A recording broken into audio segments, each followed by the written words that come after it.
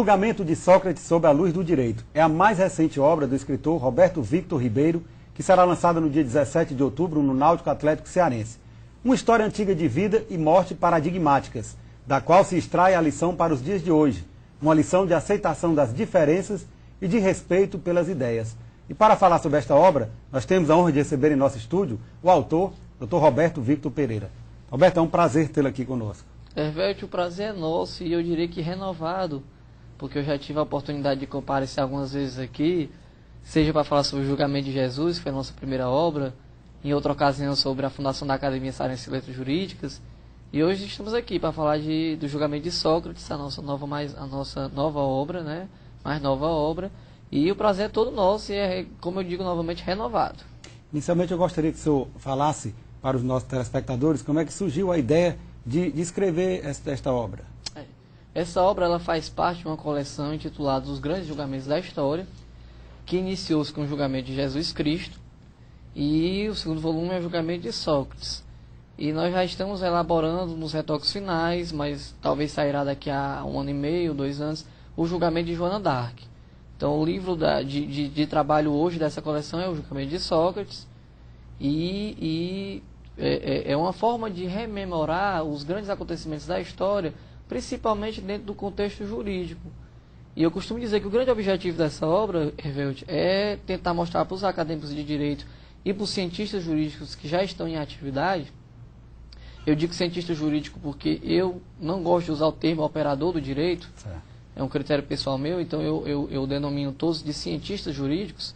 Então esses que já estão em atividades, que são os advogados, os promotores, os procuradores, os juízes e por aí vai, é uma forma de cada uma dessas pessoas ter noção de que o quanto uma aberração jurídica é capaz de modificar a história da vida de um homem. Então, meu primeiro livro eu falei sobre Jesus e demonstrei lá mais de 30 ilegalidades no seu julgamento. No de Sócrates, não vai muito longe disso não, eu acho que foram 10, entre 10 e 15 ilegalidades. Hoje, a gente sabe que cotidianamente existem julgamentos injustos, nefastos, cruéis, ilegais. Então, é uma forma de eu clamar à sociedade, e principalmente os cientistas jurídicos, aqueles que trabalham, que laboram diuturnamente com o direito, chamar a atenção para aquele, quando estiverem com o processo em mãos, quando estiverem debruçados sobre o estudo de um julgamento, terem mais parcimônia, terem mais consciência do que estão fazendo. Porque a vida de uma pessoa que está em jogo ali, né? Se o médico cuida da vida, nós, cientistas jurídicos, cuidamos da liberdade. E a liberdade é um bem tão precioso quanto a vida. Então, assim, o grande objetivo dessa obra, dessa coleção, é demonstrar as ilegalidades ocorridas dentro de cada processo, de cada exame conjeturatório. No caso, Jesus foi o primeiro e agora Sócrates. No caso em específico desta obra, o julgamento de Sócrates, o senhor poderia destacar aqui alguns exemplos de ilegalidades jurídicas cometidas no processo de julgamento? Pronto, eu diria, como uma forma de ilustrar, é lógico que o livro tem 460 páginas, não daria para fazer um resumo aqui, mas um exemplo bem didático para a pessoa ter noção. O direito grego era um direito, muito pouca gente sabe disso, mas o direito grego influenciou o direito romano. A grande massa de professores, a grande massa de estudantes do direito pensa que o direito romano foi a grande mola impulsionadora do direito moderno, até chegar no direito germânico, mas não foi o direito grego. E eu demonstrei no livro que o direito grego foi o pai do direito romano, ele influenciou em muito a lei das 12 tábuas do direito romano. E no direito grego havia um preceito jurídico que dizia o seguinte: ninguém pode ser julgado se não tiver uma fundamentação jurídica para aquele julgamento. É o que nós temos hoje em dia, né? Você não pode pedir, por exemplo, uma terra na Lua, que é um pedido impossível, né? A possibilidade jurídica do pedido faz parte das condições da ação, da teoria de Lieberman, né? Então, lá na Grécia... Assim como a justa causa penal. Pronto. Lá na Grécia, a gente tem que raciocinar que lá na Grécia, há 4.000 anos já havia isso. Então, assim, é formidável o quanto o pensador jurídico daquela época moldou uma sociedade, uma cultura jurídica que chegou até os nossos dias odiernos e hoje a gente aplica com um pouco mais burilado, um pouco mais de perfeição. Mas tinha um fundamento lá que dizia o seguinte, um preceito jurídico que dizia o seguinte: ninguém pode ser julgado sem fundamentação jurídica. As 3 acusações contra Sócrates, nenhuma teve fundamentação jurídica em nenhum códice do ordenamento jurídico grego. E na Grécia tinha, sim, vários códigos jurídicos como se fossem os nossos vadimecs, os nossos códigos penais, códigos civis. E os três acusadores, Meleto, Ânito e Licon, nenhum dos três conseguiram fundamentar isso na lei. Para você ter noção o quanto era grave isso, certa ocasião um grego foi processar o outro porque ele estava cortando as vinhas dele, os pés de uvas dele. Só que ao invés de colocar na acusação vinhas, ele colocou árvores. E por conta disso o processo nasceu morto, foi natimorto. O juiz na época nem deu conhecimento ao processo, porque ele ao invés de colocar vinhas, colocou árvores. Então você vê o apego à letra, você vê o apego à fundamentação jurídica. Então, no julgamento de Sócrates, as acusações foram todas feitas de forma oral e de formas descabidas, de formas assim, de forma que eu posso dizer, houve uma implicância à figura de Sócrates naquela época. Então não teve fundamentação jurídica nenhuma. Essa é a grande ilegalidade que eu demonstro aí no livro. Outra grande ilegalidade é que Sócrates jamais poderia ter sido condenado à morte, porque ele estava dentro do período de anistia. Então ninguém poderia nem ser processado, muito menos julgado à morte.